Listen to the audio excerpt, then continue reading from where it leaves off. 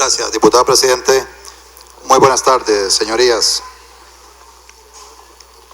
El tema de este convenio, de este tratado,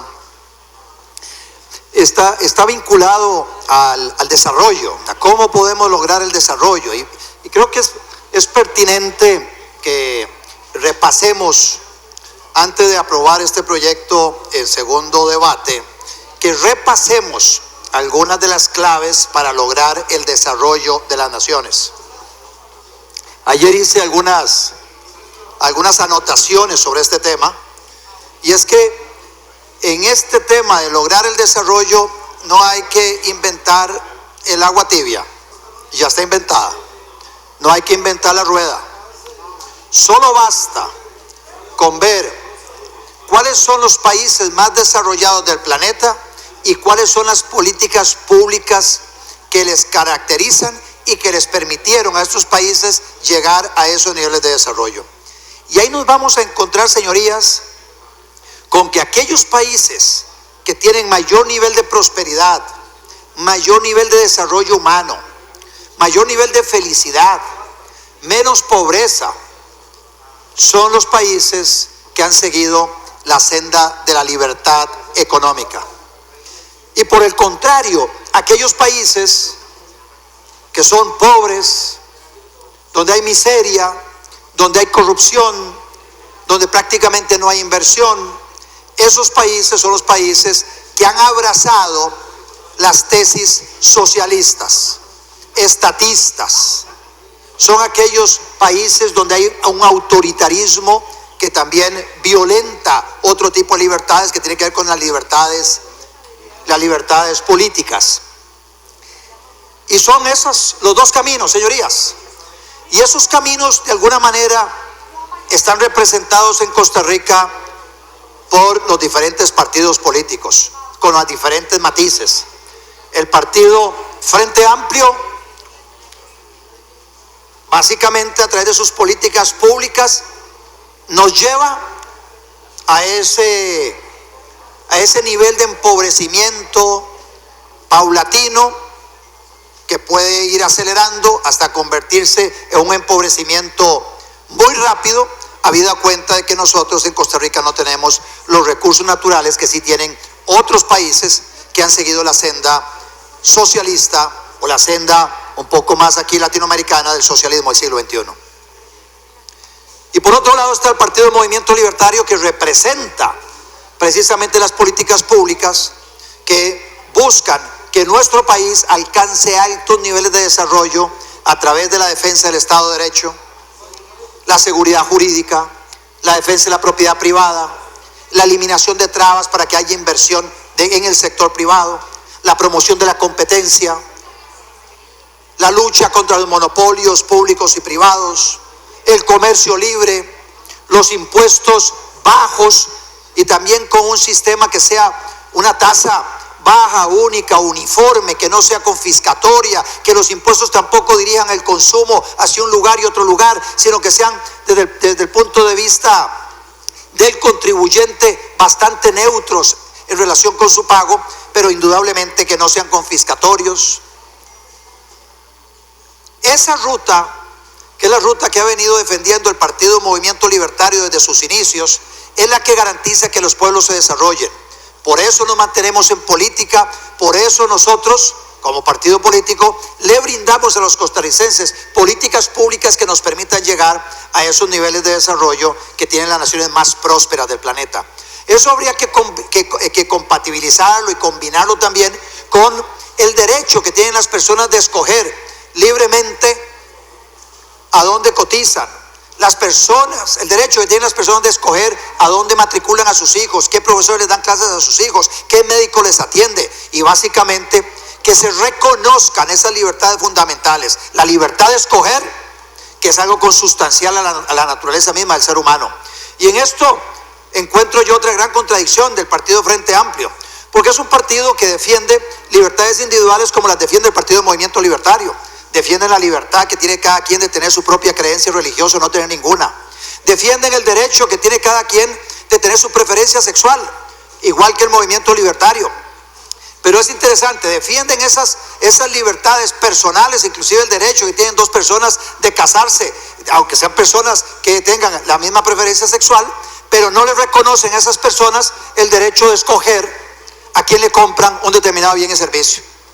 No les reconocen el derecho a esas mismas personas a decidir a quién le venden un determinado bien o servicio. Y ahí es donde entonces entran ellos a tomar decisiones por los seres humanos que ellos consideran no tienen las aptitudes para tomar sus propias decisiones.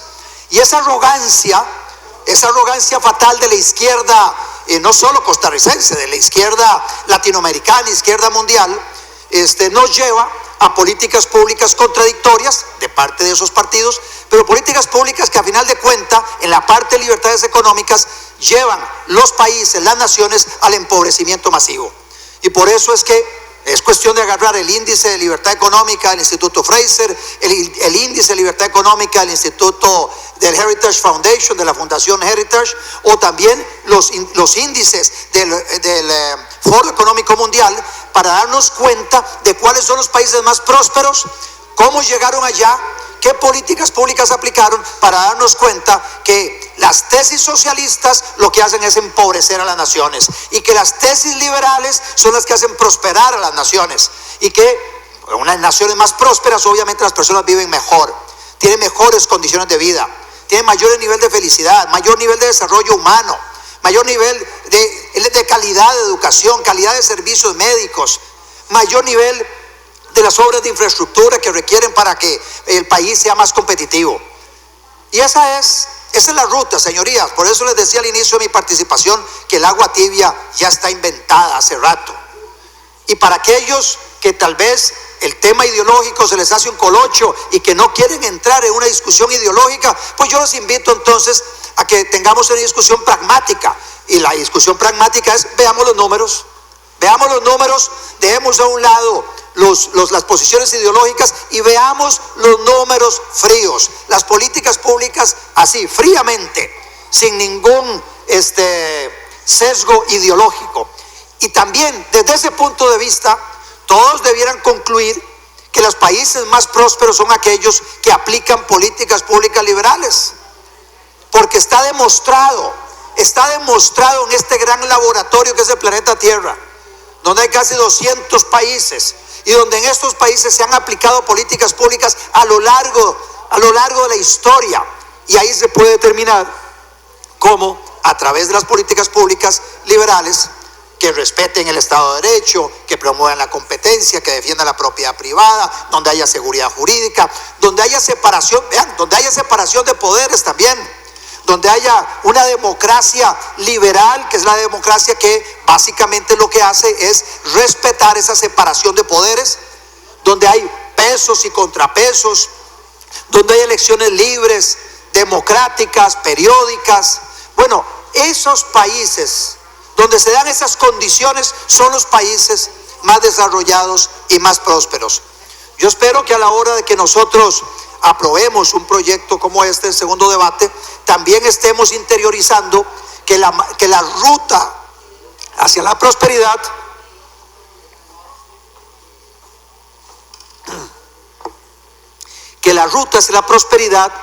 está ligada a esas políticas públicas liberales. Esto viene acompañado de un Estado más pequeño, no esa burocracia excesiva, protagónica, que tiende a ahogarlo absolutamente todo, atosigando al sector privado, que es el que produce riqueza. Yo espero también, señorías, que esta reflexión en torno a este proyecto nos lleve a revisar nuestra historia y a darnos cuenta que Costa Rica, allá en los 60s y 70s y 80s, cuando el Estado era demasiado grande, intervenía en la economía de una manera excesiva, ese Estado llegó a empobrecer masivamente a los costarricenses, a tal punto que en 1982 tiene que empezar un cambio en el modelo de desarrollo para abrir nuestras fronteras para el comercio, para poder explorar desde Costa Rica otros mercados y exportar productos no tradicionales a otros mercados. Sustituir el sistema que teníamos de desarrollo basado en la sustitución de importaciones por un modelo de promoción de exportaciones y atracción de inversión extranjera directa. ese modelo se empezó a dar poco a poco a partir de 1982. Y hoy Costa Rica, dichosamente, por haber seguido ese modelo, se alejó del empobrecimiento masivo, de ese protagonismo excesivo y dirigismo de la economía por parte del Estado. Sin embargo, no ha bastado. Y no ha bastado porque tanto el Partido Liberación Nacional como el Partido Unidad Social Cristiana y ahora el Partido Acción Ciudadana, que han estado en el gobierno en todas estas últimas décadas, todavía no han comprendido, no han interiorizado, no lo tienen en su ADN, que la ruta hacia la prosperidad es mayor libertad económica. Porque si lo hubieran integrado, por ejemplo, no estarían llegando al acuerdo sobre fraude fiscal al que aparentemente acaban de llegar todos los partidos, incluida la Unidad Social Cristiana. O sea, quieren un registro centralizado de accionistas, y ese registro centralizado de accionistas va a ahuyentar capitales. Nosotros, si la fórmula lograr desarrollo de un país es atrayendo capitales,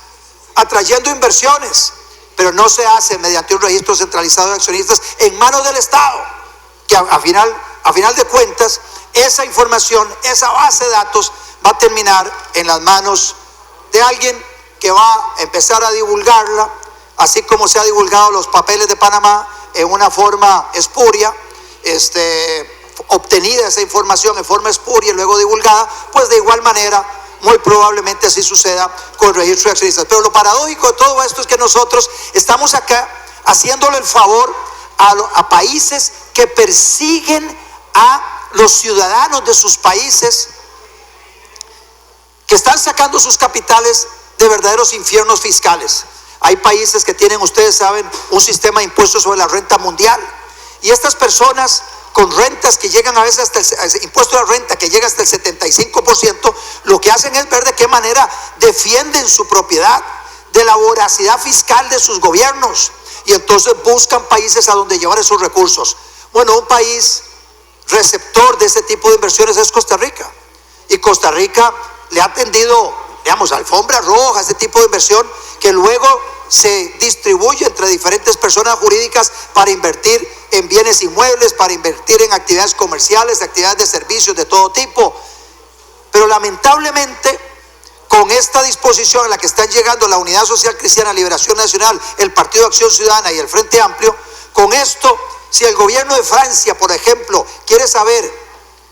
qué inversiones tienen ciudadanos franceses en Costa Rica, eso el Ministerio de Hacienda, apretando una tecla en esa base de datos, en ese sistema de cómputo donde va a estar registrada esa base de datos, puede sacar la lista de todos esos inversionistas y pasárselas al gobierno de Francia, para que el gobierno de Francia entonces vaya a buscar a esos inversionistas para ver si le han pagado al gobierno francés lo que se están ganando en Costa Rica de impuestos, o lo que se están ganando en otros lugares de impuestos. Señorías, no tenemos nosotros que dispararnos en el pie. Nosotros tenemos un sistema de renta territorial, no mundial. Saquémosle provecho a nuestro sistema de renta territorial. Invitemos a todos aquellos que están escapando de los infiernos fiscales en sus países para que traigan sus recursos a Costa Rica, para que generen empleo en Costa Rica. Qué triste saber, según esta última encuesta, que la mayoría de los jóvenes entre 15 y 30 años están pensando en irse fuera de Costa Rica a buscar oportunidades. Qué triste saber que muchísimos jóvenes no encuentran en Costa Rica un trabajo, que no encuentran oportunidades en nuestro país y están pensando seriamente en irse de espalda mojada a otro país a buscar oportunidades porque no las encuentran en Costa Rica, que dicho sea de paso, es un país que se ha vuelto excesivamente caro. Y si uno se pone a ver por qué es caro, uno se da cuenta que en todo lado aparece el Estado costarricense a través de monopolios, regulaciones, trabas, que hacen que nuestro país sea muy caro y que básicamente expulse del país a una parte importante de sus ciudadanos. Señorías, terminan aquí mis 15 minutos. Luego le voy a solicitar a algún otro compañero que me ceda otros 15 minutos para poder seguir con esta alocución. Pero básicamente, señores, la ruta es clara. Más libertad económica lleva más prosperidad a las naciones, y es la ruta que propone el Partido Movimiento Libertario.